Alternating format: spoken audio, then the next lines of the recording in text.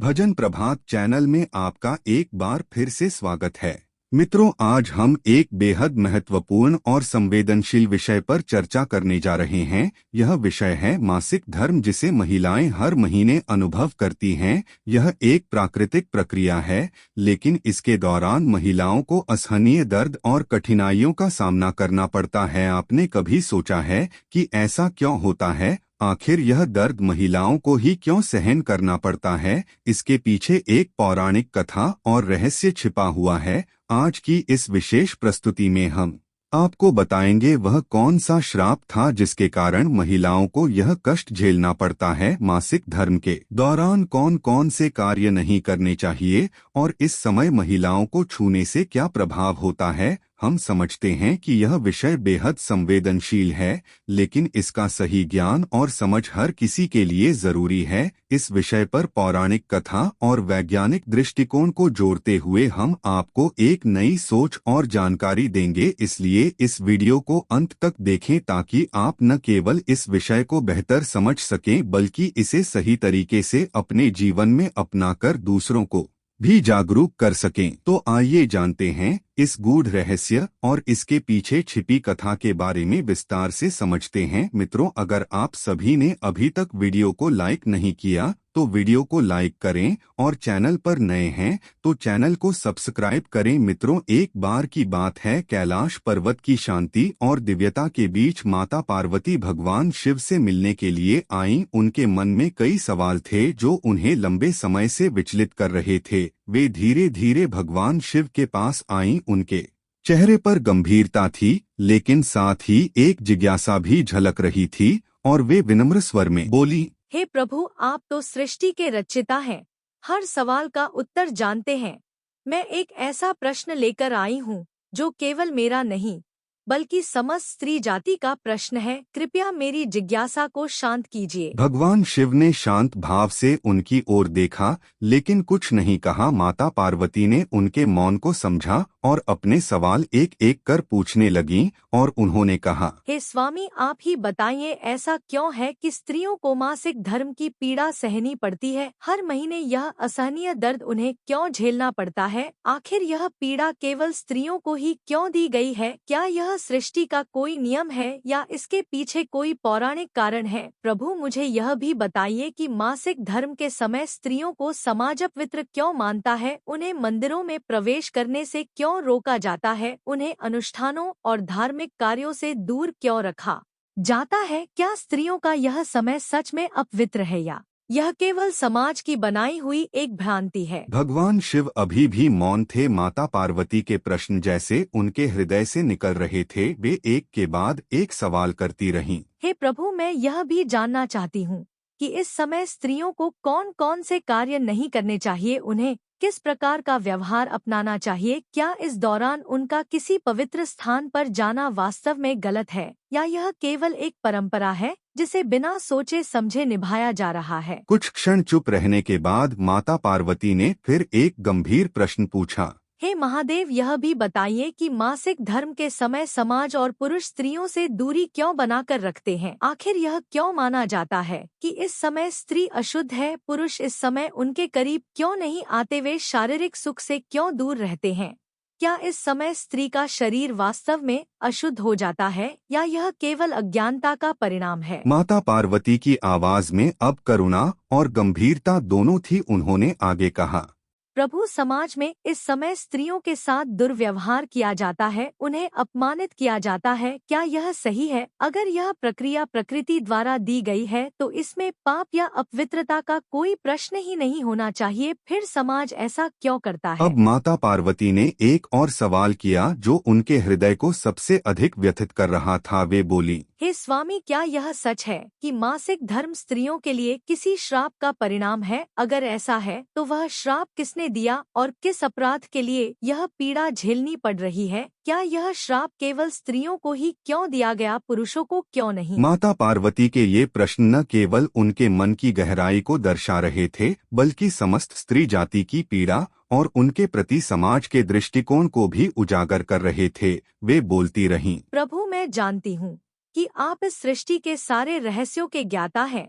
कृपया मुझे बताइए कि इस पीड़ा का अंत कब होगा। क्या कभी ऐसा समय आएगा जब समाज इन भ्रांतियों को छोड़कर स्त्रियों का सम्मान करेगा? क्या कभी यह समय आएगा जब मासिक धर्म को पवित्रता के साथ देखा जाएगा, न कि अपवित्रता के रूप में? माता पार्वती के प्रश्न समाप्त हो चुके थे। वे भगवान शिव के उत्तर की प्रतीक्षा करने लगी। कैलाश पर्वत की शांति में केवल उनकी आवाज गूंज रही थी। भगवान शिव का मौन अब टूटने वाला था। वे माता पार्वती के सभी सवालों का उत्तर देने के लिए तैयार थे। भोलेनाथ माता पार्वती की ओर गंभीरता से देखते हुए बोले, हे पार्वती, आपने जो प्रश्न समस्त मानव जाति और विशेषकर स्त्री जाति के कल्याण के लिए किए हैं, वह वास्तव में अत्यंत महत्वपूर्ण हैं। मैं आपके इन प्रश्नों का उत्तर एक पौराणिक कथा के माध्यम से दूंगा। यह कथा उस श्राप की कहानी है जिसके कारण स्त्रियों को मासिक धर्म की पीड़ा सहनी पड़ती है। ध्यानपूर्वक सुनो, यह बहुत प्राचीन समय की बात है। एक घने जंगल में एक तपस्वी साधु गहन तपस्या में लीन थे। उनका तप इतना प्रभावशाली था कि उनके चारों ओर दिव्यता का प्रकाश फैला हुआ था। पक्षी भी उनके समीप आकर चहकते थे और हर कोई उनकी तपस्या को नमन करता था। उसी जंगल से एक स्त्री गुजर रही थी। वह जिज्ञासु और चंचल स्वभाव की थी। उसने साधु को तपस्या में डूबा हुआ देखा और उसका मन विचलित हो गया। वह उनके पास गई और उन्हें ध्यान से देखने लगी और स्त्री ने साधु से कहा, हे साधु, आपकी यह तपस्या किसके लिए है? क्या यह संसार को लाभ देने के लिए है या केवल आपकी अपनी सिद्धि के लिए? साधु ने कोई उत्तर नहीं दिया और अपनी तपस्या में लीन रहे। यह देखकर स्त्री को और अधिक खीज हुई। उसने तीखे स्वर में कहा, क्या आप मेरे प्रश्न का उत्तर देने से डरते हैं या फिर आपकी तपस्या केवल दिखावा है? लोग कहते हैं कि साधु महान होते हैं, पर मुझे तो आप केवल अपने स्वार्थ में लिप्त व्यक्ति लगते हैं। साधु ने फिर भी मौन धारण किया, लेकिन स्त्री का धैर्य जवाब दे गया। उसने क्रोधित होकर कहा, क्या आप यह दिखाना चाहते हैं कि आप मुझसे श्रेष्ठ हैं?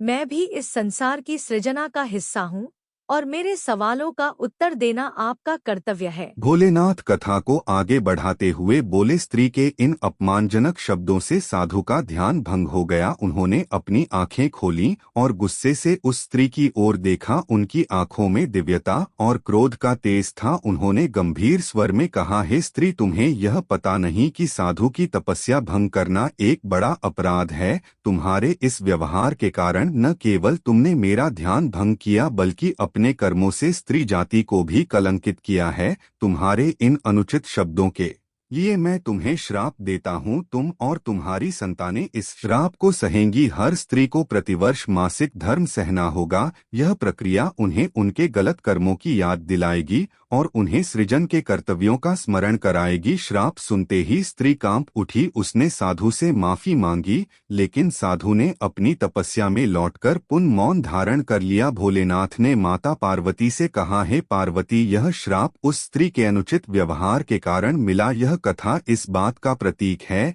कि जब भी कोई अनुचित कार्य होता है तो उसका प्रभाव पूरे समाज पर पड़ता है। यही कारण है कि स्त्रियों को मासिक धर्म की प्रक्रिया से गुजरना पड़ता है। अब हे पार्वती, मैं आपको यह बताऊंगा कि मासिक धर्म के दौरान कौन से कार्य नहीं करने चाहिए और समाज को इस विषय में कैसी सोच रखनी चाहिए। हे पार्वती, मासिक धर्म के दौरान स्त्रियों का शरीर कमजोरी अनुभव करता है। इस समय शरीर रक्त और ऊर्जा दोनों का क्षय करता है। यदि स्त्रियां अत्यधिक शारीरिक श्रम जैसे भारी सामान उठाना, तेज गति से काम करना या कड़ी मेहनत वाले कार्य करती हैं, तो इससे उनकी सेहत बिगड़ सकती है। शरीर को आराम की आवश्यकता होती है और इसे अनदेखा करना उनके लिए लंबे समय में घातक हो सकता है। उन्होंने आगे बताया, यह केवल आराम का समय नहीं है बल्कि शरीर को पुनः ऊर्जा प्राप्त करने का समय है। यदि कोई स्त्री इस दौरान अपने शरीर को अधिक थकाती है तो यह उसकी प्रतिरोधक क्षमता को कमजोर कर सकता है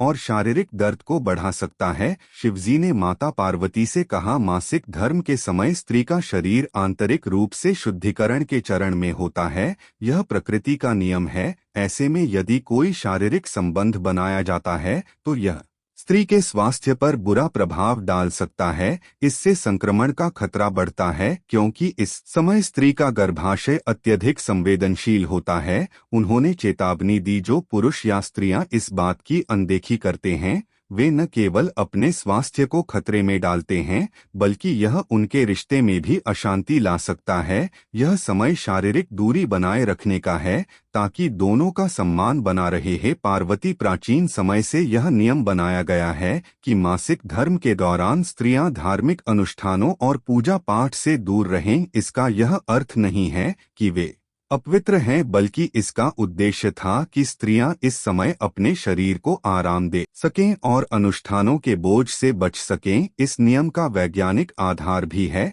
प्राचीन काल में स्त्रियों को इस दौरान पूर्ण विश्राम देने के लिए यह परंपरा बनाई गई थी। इसे अपमान या भेदभाव के रूप में नहीं देखना चाहिए, बल्कि इसे उनके शरीर के संरक्षण के लिए मानना चाहिए। शिवजी ने माता पार्वती को समझाया, मासिक धर्म के दौरान स्त्रियों को लंबी और कठिन यात्राओं से बचना चाहिए। इस समय शरीर कमजोर होता है और सफर की थकावट उनके लिए कष्टदायक हो सकती है, विशेषकर पुराने समय में जब यात्रा के साधन इतने सुविधाजनक नहीं थे। तो यह नियम स्त्रियों के स्वास्थ्य को ध्यान में रखकर बनाए गए थे। भगवान शिव ने बताया है, पार्वती, इस दौरान स्त्रियों को अपने आहार का विशेष ध्यान रखना चाहिए। अत्यधिक मसालेदार, तला हुआ और भारी भोजन से बचना चाहिए। यह उनके पाचन तंत्र पर अतिरिक्त दबाव डाल सकता है। उन्होंने सलाह दी, इस समय हल्का और पोषण युक्त भोजन जैसे फल, हरी सब्जियां और सुपाच्य आहार करना चाहिए। इससे उनका शरीर जल्दी ऊर्जा प्राप्त कर सकता है